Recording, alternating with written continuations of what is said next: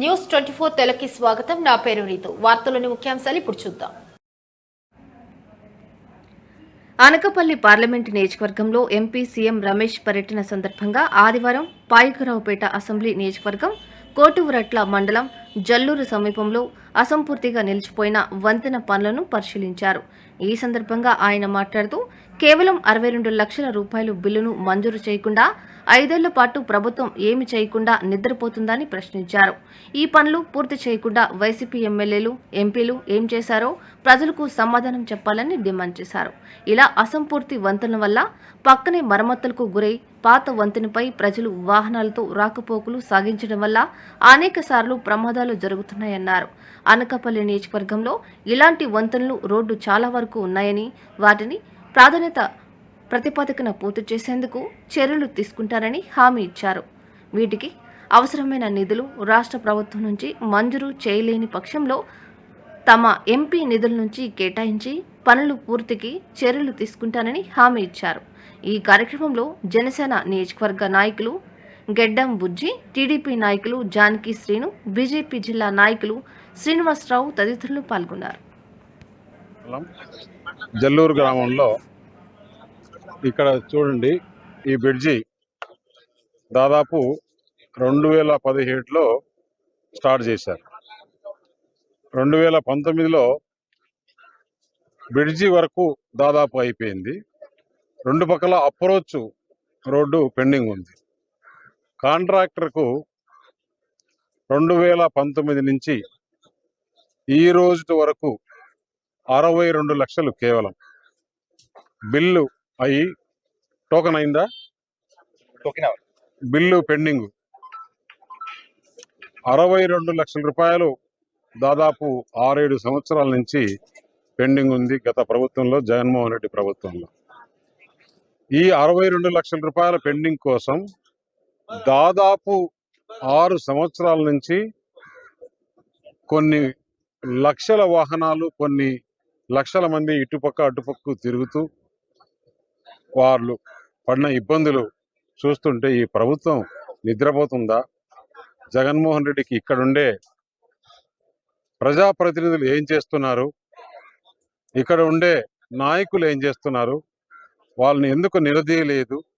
కేవలం 62 లక్షలు ఒక్క నిమిషంలో జగన్మోహన్ రెడ్డి అవినీతిలో సంపాదించే అక్రమ సంపాదన 1 మినిట్లో కూడా 1 మినిట్ రోజులో 62 లక్షల రూపాయలు బిల్లు ఇవ్వకుండా 6 సంవత్సరాలు ఇక్కడ పడిన ప్రజల పాటలు చూస్తుంటే నిజంగా చాలా బాధేస్తుంది.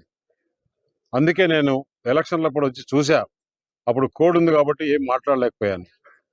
ఇప్పుడు మొట్టమొదటిగా కాంట్రాక్టర్ను, ఇంజనీర్లను ఇద్దరిని పిలిచి మాట్లాడితే ఈ 62 లక్షల రూపాయలు ఇస్తే ఇంకా దాదాపు 1 కోటి రూపాయలు పైనే వర్క్ పెండింగ్ ఉంది, అప్రోచ్ చేయాలి, వింగ్ వాల్స్ వేయాలి అన్నారు. సింపుల్ పని. కనీసం ఇక్కడ ఉండే ఎమ్మెల్యేకి కొంచెం డబ్బులు ఇచ్చేవాళ్ళు, నిధులు, ఎంపీకి ఎంపీ నిధులు ఉన్నాయి. ఆ డబ్బులు పెట్టి కంప్లీట్ చేసినా కూడా ఈరోజు కొన్ని లక్షల మంది ఇక్కడ ప్రయాణం చేశారు. కొన్ని వేల వాహనాలు తిరుగుతున్నాయి. దీనివల్ల ఎన్ని ప్రమాదాలు అయినాయి, ఎంతమంది చనిపోయారు, చాలా ఇబ్బందులు పడినారు. ఇలాంటి పరిస్థితులు ఈ పార్లమెంట్ నియోజకవర్గంలో ఇదే కాదు, చాలా ఉన్నాయి. అసలు వారికి జ్ఞానం ఉంటే ఈ పార్లమెంట్ నియోజకవర్గంలో వందలకు మంచి ఇండస్ట్రీస్ ఉన్నాయి, వాళ్ళకు సిఎస్ఆర్ ఫండ్స్ ఉన్నాయి.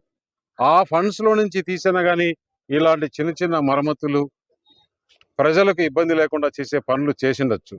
వారి జోబులు నింపుకోవడమే సరిపోయింది కానీ ప్రజల జీవన శైలి గురించి, ప్రజల ఆరోగ్యం గురించి, ప్రజల వాళ్ళకి పెట్టే ఖర్చుల గురించి ఆలోచన చేయకుండా, ఎందుకంటే ఇప్పుడు ఇలాంటి రోడ్లో ప్రయాణం చేయాలంటే మోటార్ సైకిల్లో పోవాలన్నా, కారులో పోవాలన్నా కానీ వారికి డీజిల్ ఖర్చు ఎక్కువ అవుతుంది, పెట్రోల్ ఖర్చు ఎక్కువ అవుతుంది.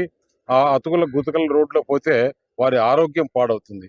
ఇవన్నీ కూడా గత ప్రభుత్వంలో ఏ నాయకుడు కూడా ముఖ్యమంత్రి నిలదీసి మేము ఆ నియోజకవర్గానికి ఎలా వెళ్ళాలి, ప్రజలకు ఏమి సమాధానం చెప్పాలి అని అడగలేక అందరూ కూడా అక్రమ సంపాదనలో మునిగిపోయారు. అందుకే నేను ఇప్పుడు వచ్చి అందరితో మాట్లాడాను, సెక్రటరీతో మాట్లాడాను, సిఈతో మాట్లాడాను. ఇక్కడే ఇంజనీరింగ్ కాంట్రాక్టర్లు ఉన్నారు.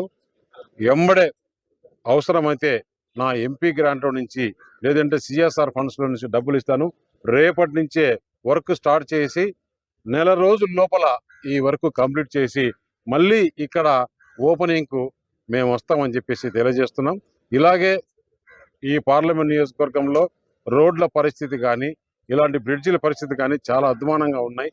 మొట్టమొదటగా ప్రజలకు ఇబ్బందులు లేకుండా ఈ నెల రోజుల లోపల ఇవన్నీ కూడా పనులు ప్రారంభించి చేసేట్టుగా చేస్తామని చెప్పేసి, అలాగే ఈ బ్రిడ్జి ఏదైతే ఉందో ఈ బ్రిడ్జిని రేపటి నుంచే స్టార్ట్ చేసి 1 నెల రోజుల లోపల ప్రజలు తిరిగేదానికి ట్రాఫిక్ ఓపెన్ చేస్తామని చెప్పేసి తెలియజేయడం జరుగుతుంది. రమేష్ గారి నాయకత్వం